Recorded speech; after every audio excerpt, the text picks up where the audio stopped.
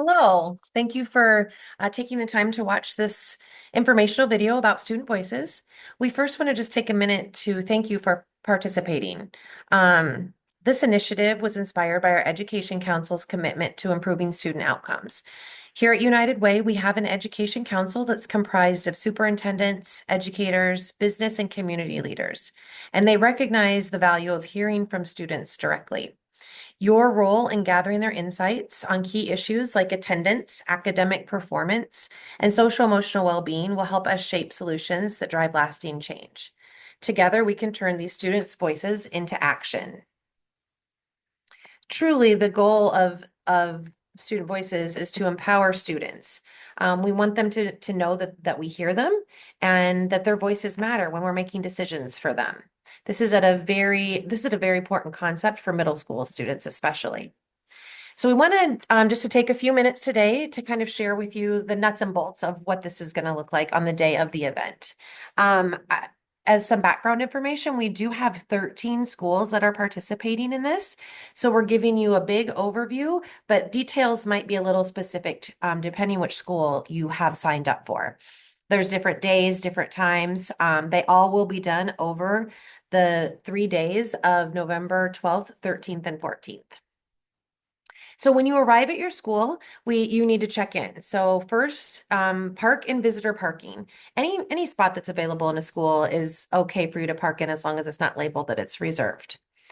You'll want to check in at the front desk. I know that everyone that has signed up for this has had a background check completed, but you will still need to bring your ID to the school. It's a requirement of the school that you show a photo ID to enter into the building. Some details on your start time. So when you signed up for your session, there was a time, for example, if you signed up for 10 to 11, included in that time is a 30-minute cushion for you to get there, get checked in, get the table set up, and prepare yourself. So the students, if you signed up for a 10 o'clock session, the students will show up at your table at 10:30. You don't need to get there any earlier than the time that you signed up for. That'll give you time to arrive, show your ID, get escorted to your table, and get the table set up. There will be a United Way Quad Cities staff member meeting you in the front office. They'll have a bag of materials for you. They'll get you where you need to go.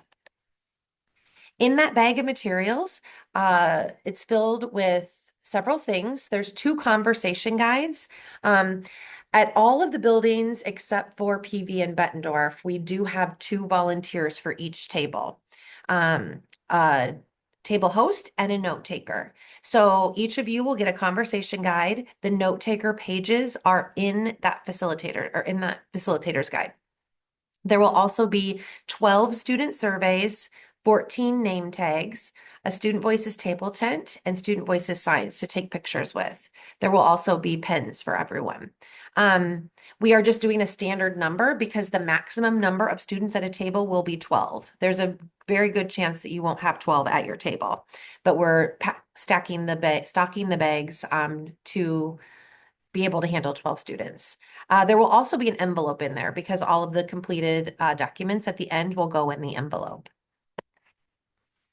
Once you get your bag and the United Way staff member shows you to your table, the table host will be responsible for setting up the table for 12 students. At each of the seats, you'll want to put one student survey along with a pen and a name tag. Remember that you'll have a name tag in there too, so you want to get your name tag filled out and put on. Place in the middle of the table, the Student Voices table tent and the Student Voices signs. So there are really 2 roles. There's the table host. You will be responsible for facilitating the discussion, guiding students through questions, answering questions they might have, and just keeping the conversation moving. The note taker is more of a quiet volunteer role. They'll capture the ideas, challenges, and solutions shared by the students during the conversation. In the facilitator's guide, and the facilitator's guide is attached as well. There are the last 2 pages or 4 pages are the notes. So all of the questions that'll be asked, there's a note-taking section. You don't have to write in full sentences, just get kind of the main ideas.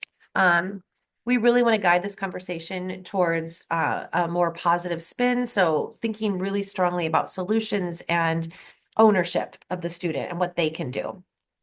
Like I said, in PV and Bettendorf, you will be asked to do both of these roles. They had enough tables that for volunteer wise, they just couldn't manage, they didn't have the capacity to handle all the volunteers that would be needed to have two at a table. So you'll be facilitating the conversation and taking notes.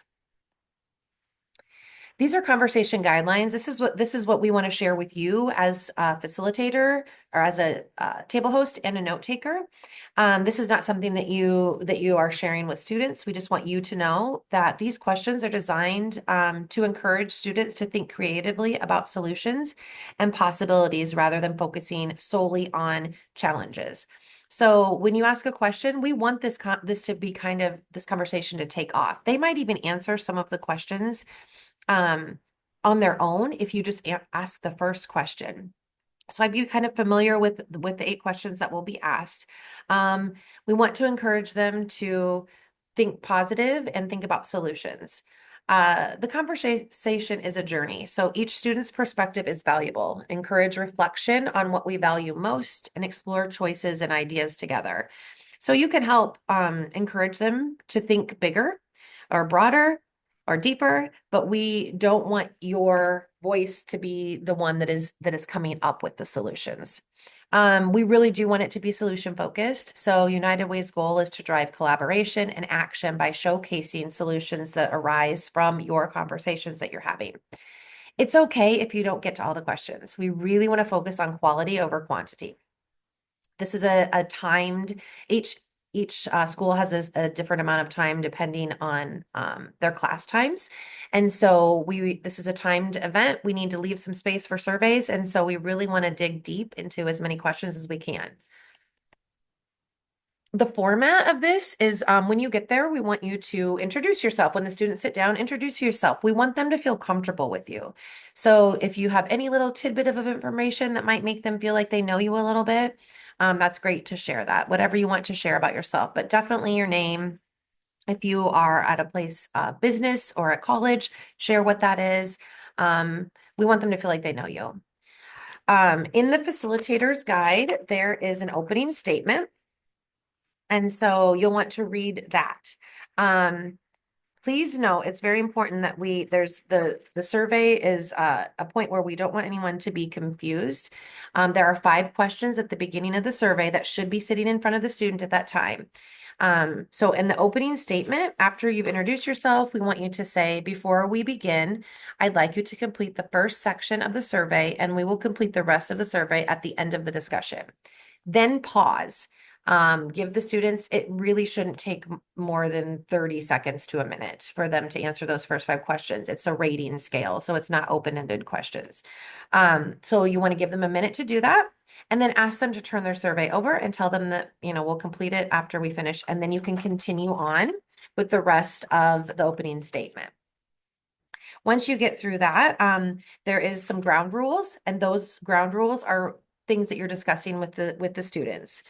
These are all in the facilitator's guide, but examples are there are no right answers. It's about your perspective. We ask them to disagree respectfully, and listen as much as they speak. One person speaks at a time.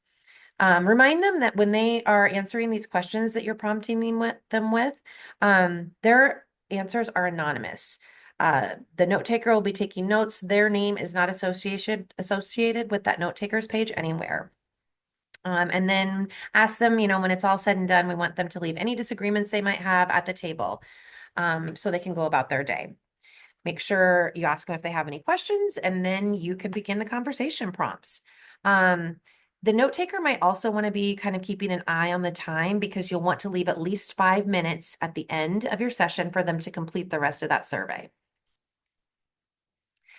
These are middle schoolers, so you need to remember there's a chance they're going to feel a little awkward, a little uncomfortable, and they might not really engage. And so if they're not engaging, think about reframing the question. We want to keep the context of the question the same, but you can say it in a different way. So for example, the first question, it says, what do you believe are the qualities and characteristics of a well-functioning school? Well, they might look at you like, what? If you said it in a different way, you could say, what qualities do you think make a school great? And we want this again, even with this question specifically, this is about a school in general. It's not necessarily about their school. If you're not changing the meaning of the question, you can reword it in any way that feels comfortable to you. In that facilitator's guide, like I said, there's the note taker sheet. We want to make sure that the note taker writes the location. So the location would be the building that you're in, the date, and the number of students at your table. Again, not the names of the students, just the number, how many were there. Each question is printed on there with lines underneath for you to write on. That's where you just capture ideas, challenges, and solutions shared by the students during the conversation. Doesn't need to be in full sentences, just a bulleted list, notes, anything that we can kind of make sense of. Make sure you include the table host and note taker name on the contact information in case we have questions about the specific sheet. It's really nice to be able to reach out to someone if, for some reason we can't read something or had a further question about it. When you're done with that, the note taker sheet will go back in the envelope in the bag along with the surveys. So note taker, be sure to be keeping track of time and making sure we stop at least 5 minutes at the end of your session for students to complete the rest of the survey. A question the students might have is they might say, well, we already answered these first questions, and they did. The first 5 questions that were asked at the beginning are going to be asked again after their conversation is had. So there's going to be those first five same questions again, and then several more after that. In that survey, the students do have the option to share their name if they're interested in being part of a regional middle school leadership team. It is not required. If they have no interest in that, they do not put their name on it, and the survey can be anonymous. There's also an option for them to write their name if they're okay with Western Illinois. Using Western Illinois is going to send a follow-up survey about a month later, and then a couple months after that. And if they're okay with their name being attached to it, they'll track any changes that are made in that survey over time. Again, not required. It's up to them completely. So wrapping up, make sure again that you allow the students time to complete the survey. You collect all of the surveys along with the note takers sheets and put them back in the materials bag. There'll be an envelope in there that you can put everything into. Make sure you tidy up the space and place leftover materials in the bag. And then you'll want to go to the front office and check out. The United Way staff will still be there, and you can leave the bag with the staff member. In that facilitator's guide, there's also a portion of it that talks about what to do for getting started and wrapping up. It is on page 2 of the facilitator's guide. If you still have questions after watching this video, we are holding an optional Zoom Q&A session on Wednesday, November 6th from 12 to 12:30.